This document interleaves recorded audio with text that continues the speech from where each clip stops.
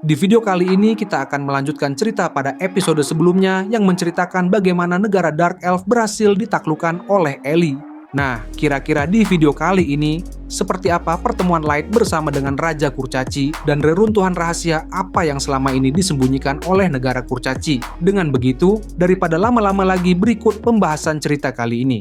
Saat ini Light sedang membaca laporan yang diberikan oleh Mei. Menurutnya mereka sebenarnya tidak perlu menghubungi para petinggi kerajaan Kurcaci melalui bantuan Ratu Elf, mengingat hubungan antara ras Kurcaci dan ras Elf memang buruk sejak lama. Mei pun setuju, karena menurutnya sangat sulit untuk membohongi Kurcaci dengan alasan pemeriksaan ras manusia di wilayah menara raksasa. Selain itu, terlalu mencolok jika para penyihir menara tiba-tiba berhubungan langsung dengan kerajaan Kurcaci. Namun bagi Light, membalaskan dendam kepada Nano dan mencari tahu informasi mengenai Master jauh lebih penting. Saat ini mereka tidak tahu sejauh apa kerajaan Kurcaci memahami tentang Master atau apakah mereka terlibat. Karena itu, Light merasa mereka tidak perlu mengambil risiko yang terlalu besar. Mei pun sependapat, terutama setelah pertemuannya dengan Ratu Lilith yang membuatnya sadar bahwa ras Kurcaci tidak tertarik pada apapun selain penelitian mereka sendiri. Di balik kesepakatan 9 negara, mereka bahkan mengeluh karena dilarang meneliti teknologi peradaban masa lalu. Sikap mereka yang mudah marah dan tidak tertarik pada hal lain membuat diskriminasi terhadap manusia perlahan berkurang. Dan Raja Kurcaci yang dianggap paling berbakat hanya akan bergerak jika sesuatu benar-benar menarik perhatiannya. Mei berpikir, justru dari celah itulah mereka bisa memulai komunikasi. Light menilai ide Mei sangat bagus, sehingga ia berniat meminta Nemumu pergi ke kerajaan Kurcaci dan berbicara langsung dengan Raja Kurcaci secara rahasia, bila memungkinkan menjalin kerjasama di balik layar. Bagaimanapun, jauh lebih baik jika mereka menjadi sekutu daripada berakhir sebagai musuh. Mei kemudian bertanya apa yang akan dilakukan jika kerajaan Kurcaci justru memilih permusuhan.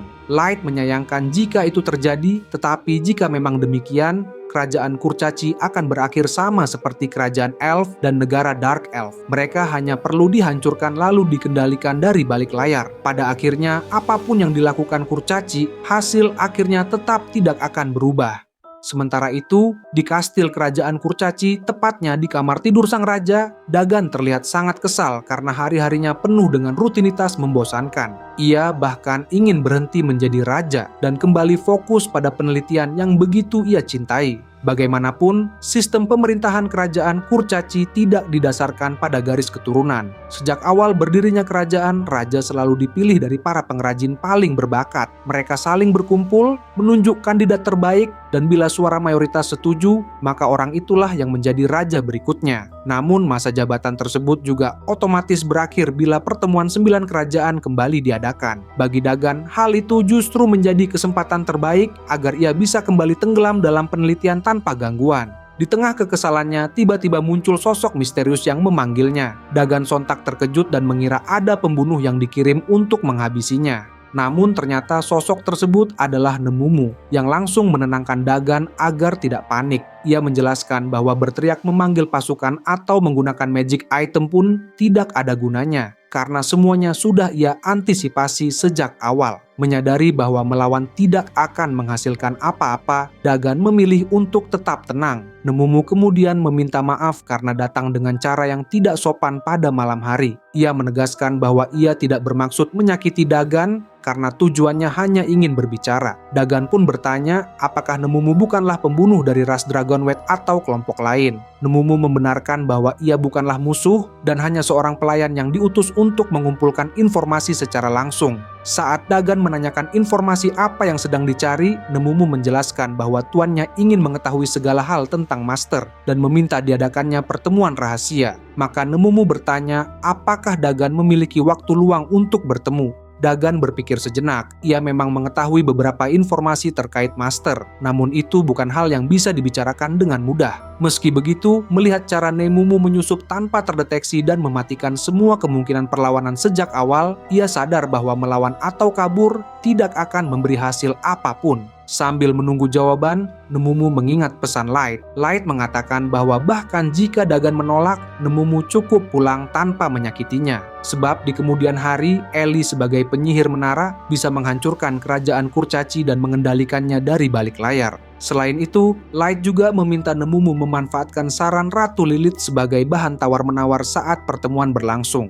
Kemudian, karena Dagan masih belum menjawab, Nemumu akhirnya langsung memberikan penawaran. Jika Dagan bersedia mengadakan pertemuan, ia akan memberikan sebuah magic item kelas fantasma yang membuat pemakainya kebal terhadap semua jenis racun. Mendengar hal itu, mata Dagan langsung berbinar. Ia mendekat untuk memeriksa item tersebut dengan penuh antusias. Ketika Nemumu mengatakan bahwa item itu akan ia berikan secara cuma-cuma bila permintaan disetujui, Dagan langsung menerima tanpa berpikir panjang dan segera menanyakan di mana ia harus bertemu agar bisa mendapatkan cincin kelas fantasma itu. Melihat betapa bersemangatnya Dagan, Nemumu justru bingung sendiri. Bertanya-tanya apakah membawa orang seperti Dagan sebagai sekutu Light tidak akan menjadi masalah nantinya. Singkat cerita, Dagan akhirnya tiba di menara raksasa dan langsung disambut oleh Light dan Mei yang sudah mengenakan magic item untuk menyembunyikan identitas mereka. Light menyambut kedatangan Dagan sebagai Raja Kurcaci sambil meminta maaf karena telah mengundangnya dengan cara yang tidak sopan, sehingga ia sangat berterima kasih karena Dagan tetap bersedia datang sejauh ini. Tanpa perlu basa-basi, Light mempersilahkan Dagan memanggilnya Nanashi, dan Dagan pun tidak mempermasalahkannya. Apalagi ia bisa tiba di tempat itu berkat item teleportasi. Baginya, hal paling menarik justru bagaimana bisa mendapatkan item teleportasi yang begitu langka itu. Jika masih ada sisanya, ia sangat ingin membelinya. Namun Light kembali meminta maaf, menjelaskan bahwa item teleportasi bukanlah sesuatu yang bisa diperlihatkan begitu saja. Mendengar itu, Dagan langsung memakluminya, karena hal wajar jika item langka seperti itu dijaga ketat, sehingga ia pun meminta maaf karena sempat terlalu bersemangat. Light sebenarnya sudah tahu kalau ras kurcaci memang terkenal antusias dalam penelitian, tapi ia tidak menyangka bahwa Dagan sendiri, seorang raja, justru terlihat lebih seperti pengrajin daripada seorang pemimpin. Setelah itu, Light dan Dagan duduk bersama untuk memulai pertemuan. Light kembali mengucapkan terima kasih karena Dagan mau datang jauh-jauh dan meminta maaf karena harus mengundangnya dengan cara yang tak wajar. Namun Dagan menegaskan bahwa ia tidak merasa keberatan karena ia datang menggunakan item teleportasi. Lagi pula dengan menjawab sejumlah pertanyaan dan bertemu langsung, ia sudah menerima hadiah berupa item kelas fantasma. Jadi tidak ada yang perlu dipikirkan. Justru ia sudah sangat senang mendapatkan item berharga tersebut. Masuk ke inti pembicaraan, Dagan berkata bahwa ia memang mendengar Light ingin mencari tahu tentang Master, tapi sayangnya ia tidak memiliki banyak informasi. Light menenangkan Dagan dan mengatakan bahwa itu tidak masalah. Ia hanya ingin mendengar apapun yang Dagan ketahui. Dagan pun mulai menjelaskan bahwa sebagian besar informasi yang diketahui Light sebenarnya sudah benar. Pihak yang memutuskan untuk membunuh para kandidat Master adalah ras Iblis dan Dragonwed. Merekalah yang menentukan apakah seorang kandidat benar-benar Master yang mereka cari selama ini. Meski Dagan sendiri tidak memahami alasan mereka ingin membunuhnya. Dagan pun menambahkan bahwa hanya ras Dragonwed dan ras Iblis yang memiliki informasi paling lengkap mengenai Master, dan hanya sedikit yang mereka sebarkan ke ras lain. Jika Light ingin mengetahui alasan dibalik rencana pembunuhan para kandidat Master, maka satu-satunya petunjuk berada di Kekaisaran Dragonwed dan Kerajaan Iblis. Kemudian Dagan bertanya apakah masih ada pertanyaan lain. Setelah mendengar itu, Light sebenarnya ingin mengusulkan kerja sama rahasia dengan Dagan. Namun ia merasa hal tersebut lebih baik dibicarakan di akhir pertemuan. Karena itu, Light melanjutkan dengan menanyakan soal aturan pembatasan eksploitasi teknologi di dunia ini. Dagan langsung menjawab bahwa ia sangat membenci aturan tersebut, terutama larangan yang dibuat dengan alasan dunia bisa hancur jika teknologi berkembang terlalu jauh. Bahkan restorasi teknologi kuno pun dilarang ketat, dan menurutnya aturan seperti itu benar-benar konyol. Ia tak terhitung sudah berapa kali berniat melanggarnya. Kemudian Light mengatakan bahwa ia mendengar siapapun yang melanggar perjanjian 9 negara akan langsung dieksekusi. Dagan membenarkannya. Bahkan ia memiliki beberapa kenalan yang diam-diam tetap melakukan penelitian berbahaya dan sewaktu-waktu bisa saja mati kalau tertangkap. Light penasaran, apa yang membuat mereka begitu nekat padahal risikonya sangat besar. Dagan menjelaskan bahwa subjek penelitian itu sendiri sangat menarik karena di masa lampau pernah ada peradaban yang mampu menciptakan senjata kelas fantasma secara artifisial dan bahkan item kelas mythical. Namun di era sekarang, tidak ada satupun yang mampu menirunya lagi. Hal itu membuatnya bertanya-tanya, seberapa majunya teknologi di masa lalu, sampai memikirkannya saja membuatnya bersemangat. Light mulai memahami bahwa alasan teknologi tingkat tinggi dilarang adalah karena dianggap dapat menghancurkan dunia. Ia pun bertanya, apakah Dagan tahu sesuatu tentang hilangnya peradaban masa lampau? Dagan menjawab bahwa ia tidak terlalu mengetahui banyak hal, tetapi sebagai seseorang yang cukup terpelajar, ia tahu beberapa teori yang ditemukan para sejarawan. Dan jujur saja, ia juga mulai memikirkan hal itu. Jika benar teknologi dapat menghancurkan dunia, maka apa yang pasti bisa membuat suatu peradaban musnah total? Light berpendapat bahwa kemungkinan besar dunia dihancurkan oleh perang besar. Dagan setuju, karena sangat mungkin ada sihir atau teknologi yang terlalu kuat dan akhirnya meledak tanpa kendali hingga memusnahkan segalanya. Lagi pula, saat membuat magic item saja, para pemula sering tak sengaja menimbulkan ledakan kecil hingga jari mereka terputus. Membayangkan skala teknologi masa lalu yang jauh lebih besar, bukan tidak mungkin peradaban bisa lenyap karenanya. Namun Dagan merasa ada yang ganjil. Jika ledakan sebesar itu benar-benar terjadi, apakah mungkin tidak ada satupun peninggalan sejarah yang menjelaskan kehancuran tersebut? Bahkan peradaban yang mampu menciptakan item kelas mythical seharusnya bisa membuat senjata penghancur dunia. Tetapi anehnya tidak ada satupun catatan, legenda, atau peringatan dari masa lalu. Padahal beberapa ras bisa hidup hingga 1000 tahun. Tetapi tetap tidak ada cerita yang diwariskan. Yang tersisa hanyalah reruntuhan peradaban yang pernah musnah. Dan lebih aneh lagi, jika peradaban itu benar-benar mampu menghancurkan dunia, bagaimana bisa dunia saat ini tetap ada dan mereka masih bisa hidup? Karena itu, menurut Dagan, hanya ada satu kemungkinan, bahwa 9 ras sekarang dan peradaban kuno di masa lalu sama sekali tidak peduli pada keberadaan sesuatu yang disebut dewa di luar sana. Mendengar analisis dari Dagan, Light mulai memikirkan kemungkinan adanya keberadaan yang jauh lebih tinggi hingga dianggap layaknya dewa. Entah bagaimana, keberadaan misterius itulah yang mungkin telah menghancurkan peradaban di masa lalu, dan seluruh kisah ini terdengar seperti dongeng yang berubah menjadi kenyataan. Namun, jika dewa itu hanyalah kiasan atau perumpamaan, bisa jadi ada satu keberadaan lain selain Master yang selama ini diwaspadai oleh ras Dragonwed dan ras Iblis. Dagan kemudian berkata bahwa dirinya sebenarnya cukup tertarik dengan Master. Hanya saja sampai sekarang tidak ada jawaban pasti mengenai bagaimana peradaban bisa hancur total. Jika Light ingin tahu lebih jauh, maka satu-satunya jalan adalah mencari informasinya langsung dari ras Dragonwed dan ras Iblis. Mereka berdua kemungkinan besar memiliki data yang jauh lebih lengkap. Bahkan ia tidak akan terkejut jika kedua ras tersebut mengetahui keberadaan dewa yang diduga menghancurkan peradaban. Sayangnya, masalah terbesar terletak pada ukuran negara dan kekuatan militer mereka yang sangat besar, sehingga mengadakan pertemuan rahasia seperti ini akan jauh lebih sulit. Light memahami maksud Dagan.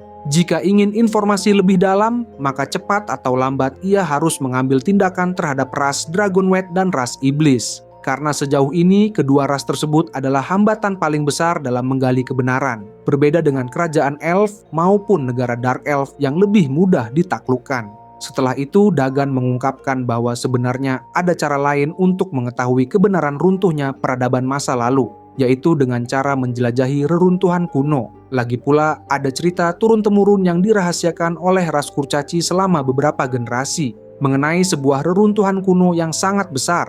Jika reruntuhan itu dijelajahi, kemungkinan besar terdapat petunjuk yang bisa mengungkap kebenaran tentang kehancuran peradaban tersebut. Namun Light berpendapat bahwa hal itu seharusnya menjadi tugas para peneliti. Menurut Dagan, justru karena Light mencari kebenaran dan dirinya menginginkan teknologi peradaban kuno, tujuan mereka pada dasarnya sama. Jadi, bekerja sama adalah pilihan terbaik. Kemudian Light bertanya apa sebenarnya yang Dagan inginkan. Dagan menjelaskan bahwa ia ingin bekerja sama untuk menaklukkan reruntuhan kuno itu. Karena meski sudah pernah mengirimkan tim survei, tidak satupun yang pernah kembali. Padahal para petualang tersebut telah dibekali teknologi tinggi milik ras kurcaci. Dagan bahkan tidak bisa membayangkan level kekuatan seperti apa yang dibutuhkan untuk menaklukkannya. Kemungkinan besar Light juga memiliki bawahan yang jauh lebih kuat. Dan bagi Dagan, kesempatan menaklukkan reruntuhan yang dirahasiakan selama beberapa generasi adalah sesuatu yang selalu ia impikan. Menurut Light, cerita yang dibawa Dagan memang cukup menarik. Namun ia masih ragu apakah benar apa yang mereka cari benar-benar ada di sana. Dagan pun menjelaskan bahwa semua itu baru sebatas kemungkinan, tetapi hanya dengan melihatnya langsung mereka bisa memastikan. Jika reruntuhan berskala besar dari peradaban kuno memang ada, pasti di dalamnya tersimpan teknologi yang tak tertandingi, dan untuk membuktikannya mereka harus memeriksanya sendiri. Itulah alasan kerajaan Kurcaci merahasiakan keberadaan reruntuhan tersebut selama banyak generasi agar tidak bocor dan dirusak oleh ras lain. Dagan sendiri tidak keberatan berbagi, asalkan pihaknya tetap mendapatkan bagian warisan teknologi sebanyak mungkin. Jika Light ingin mengutamakan hal lain, ia bahkan siap menyerahkannya, termasuk semua harta karun yang mungkin ditemukan. Selain itu, pihak Kurcaci juga bersedia menyiapkan semua perlengkapan yang diperlukan. Karena itu, Dagan kembali bertanya, apakah Light bersedia bekerja sama dengannya? Setelah merenung sejenak, Light akhirnya menerima tawaran tersebut. Mendengar itu, Dagan sangat gembira dan berterima kasih. Dengan begitu, mereka bisa mulai membahas persiapan lebih lanjut. Light sendiri tidak menyangka semuanya akan berkembang seperti ini. Mengingat ini berkaitan dengan petunjuk teknologi maju dari masa lampau, ada kemungkinan benda-benda itulah penyebab runtuhnya peradaban lama. Selain itu, jika ingin mengetahui cara menghadapi ras Dragonwed dan para iblis di masa depan, menjelajahi reruntuhan kuno jelas bukan hal yang merugikan. Keesokan harinya, setelah semua disiapkan, Light berangkat bersama para bawahannya dan tim milik Dagan untuk memulai petualangan bersama. Bagi Light, meski nanti hasilnya tidak sesuai harapan, setidaknya ada sesuatu yang menarik dari menaklukkan reruntuhan besar yang selama ini disembunyikan kerajaan Kurcaci. Ia tetap penasaran seberapa luas sebenarnya tempat tersebut. Bisa dibilang, reruntuhan raksasa itu sendiri terletak di barat daya ibu kota kerajaan Kurcaci yang berada di daerah pegunungan dan dikenal sebagai wilayah tambang batuan. Di kawasan itu, para Kurcaci kerap menemukan reruntuhan dan dungeon kuno. Dan salah satunya adalah tempat yang kini sedang ditelusuri Light dan Dagan. Sesampainya di lokasi, Dagan menjelaskan bahwa tempat ini adalah sisa peradaban besar masa lalu yang selama ini mereka rahasiakan. Melihat langsung bangunan misterius di depan mata, Light akhirnya bisa memahami alasan semua kerahasiaan ini, sementara para bawahannya tampak sangat antusias. Dagan sendiri dapat mengakses reruntuhan ini karena ia memalsukan misi inspeksi dan membawa 2 rekan berpangkat tinggi yang bisa diajak bekerja sama. Namun Light tidak mempermasalahkan hal itu. Lagi pula, kedua rekan Dagan adalah orang-orang penting di kerajaan yang lebih menjunjung rasa ingin tahu dibanding sekadar mempertahankan jabatan. Karena itu, Light tidak ragu menunjukkan wajah aslinya dan saling berkenalan dengan mereka semua. Kemudian Dagan memandu mereka semua untuk melanjutkan perjalanan masuk ke dalam reruntuhan. Dalam perjalanan menuju lokasi utama, Dagan menjelaskan bahwa berdasarkan penelitian para pendahulu ras Kurcaci, struktur bangunan yang ada di dalam reruntuhan ini sangat berbeda dengan bangunan di permukaan. Itu berarti seluruh tempat ini benar-benar merupakan peninggalan peradaban masa lalu. Selain itu, sangat jarang ditemukan kota pengrajin dan pabrik sebesar ini dari era kuno, sehingga keberadaannya menjadi penemuan besar bagi para Kurcaci. Pada akhirnya mereka tiba di titik tujuan dan melihat sebuah lubang raksasa tepat di hadapan mereka. Bahkan dengan penglihatan Light sekalipun, dasar dari lubang itu sama sekali tidak terlihat. Dagan lalu mengatakan bahwa pada awalnya mereka mengira lubang tersebut hanyalah tempat pembuangan sampah. Namun setelah meneliti material penyusunnya, justru bahan yang digunakan sangat berbeda dan jauh lebih kuat dibanding bangunan lain di sekitar. Bahkan ketika Dagan mencoba menghancurkannya untuk diteliti menggunakan palu dan dibantu sihir, material itu tetap tidak bisa rusak. Dagan sendiri tidak habis pikir mengapa sesuatu yang begitu kuat digunakan hanya untuk membuat sebuah lubang. Tetapi dari sudut pandangnya, bisa saja lubang itu digunakan untuk mengirimkan benda-benda dari pabrik ke bawah.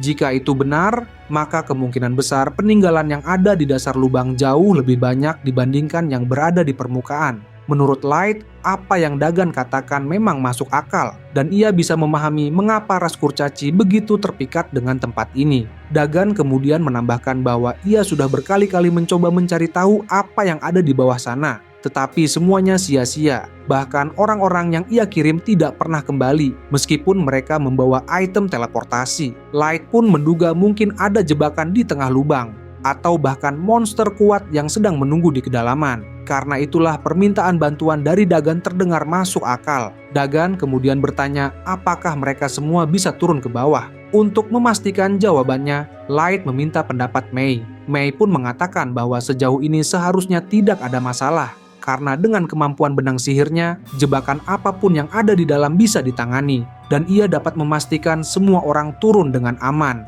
Light memahami hal itu, mengingat benang sihir Mei memang dapat menciptakan pijakan yang cukup kuat untuk membawa mereka memasuki lubang tersebut. Selain itu, jika ada bahaya, Mei dan yang lainnya bisa melindungi Dagan beserta kedua rekannya, sehingga tidak akan ada masalah berarti. Namun, tepat ketika Light hendak menyampaikan keputusan, tiba-tiba Nazuna terlihat panik sambil membawa sepotong material dari lubang tersebut. Ia berdalih bahwa Mera yang mulai lebih dulu, dan karena sihir tidak mempan, ia mencoba mematahkan material itu dengan kekuatannya. Dan entah bagaimana akhirnya bisa pecah. Light benar-benar tidak habis pikir dengan apa yang dilakukan Nazuna. Nazuna pun langsung meminta maaf atas perbuatannya. Menurut Light, seharusnya Nazuna tidak merusak apapun, mengingat reruntuhan ini adalah milik kerajaan Kurcaci. Kemudian semua bawahan Light serempak meminta maaf karena bertindak berlebihan hanya karena tertarik dengan material tersebut. Light pun menyusul dan meminta maaf kepada Dagan atas ketidaksopanan rekan-rekannya. Namun,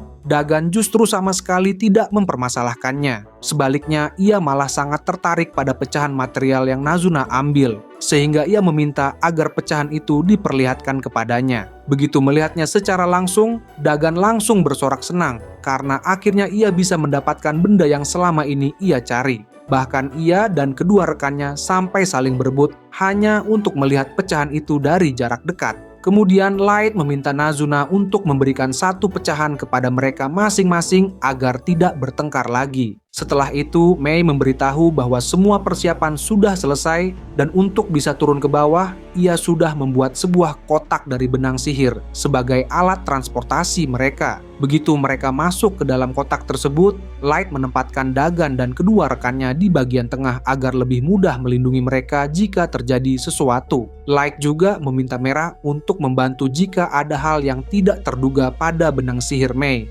Setelah semuanya siap, mereka pun mulai perlahan turun menuju dasar lubang. Light berpikir bahwa Mei sengaja menempatkannya di posisi tengah agar ia bisa menjaganya, tetapi Light hanya berpura-pura tidak menyadarinya.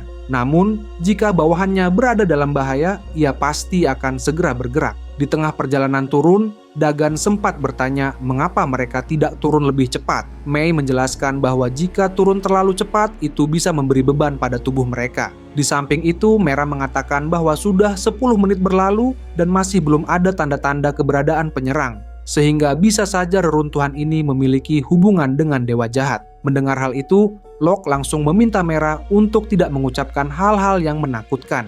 Tidak lama kemudian, Mei memberitahu bahwa sekitar 100 meter lagi mereka akan mencapai ujung lubang, sehingga ia meminta semua orang untuk bersiap. Di sisi lain, Jack sudah tidak sabar ingin melihat seperti apa peradaban kuno itu, agar semua orang bisa melihat Mei membuka jendela kotak dari benang sihir tersebut. Begitu jendela terbuka, mereka dapat melihat hamparan yang sangat luas di bawah permukaan tanah. Light sama sekali tidak menyangka bahwa di dalam lubang raksasa ini terdapat dunia sebesar itu. Dagan, yang melihatnya untuk pertama kali, langsung berteriak histeris hingga membuat Nazuna terkejut. Mei kemudian bertanya pada Light apakah tidak masalah jika mereka langsung turun ke dataran itu. Light tidak keberatan, jadi ia meminta Dagan agar setelah turun nanti tidak bertindak gegabah dan tetap menjaga kewaspadaan. Dagan pun meminta maaf karena terlalu berlebihan melihat pemandangan luar biasa tersebut. Pada akhirnya mereka berhasil mencapai permukaan bawah tanah, dan sejauh mata memandang, tidak ada tanda-tanda keberadaan siapapun selain mereka. Namun, Nazuna justru merasa ada sesuatu yang tidak beres. Ia meminta Suzu dan Locke untuk tidak lengah, karena padang rumput dan hutan di sekitar mereka terasa sedikit aneh dan mencurigakan. Itu saja untuk pembahasan cerita kali ini. Jangan lupa untuk like, share, and subscribe. Sampai jumpa di video berikutnya.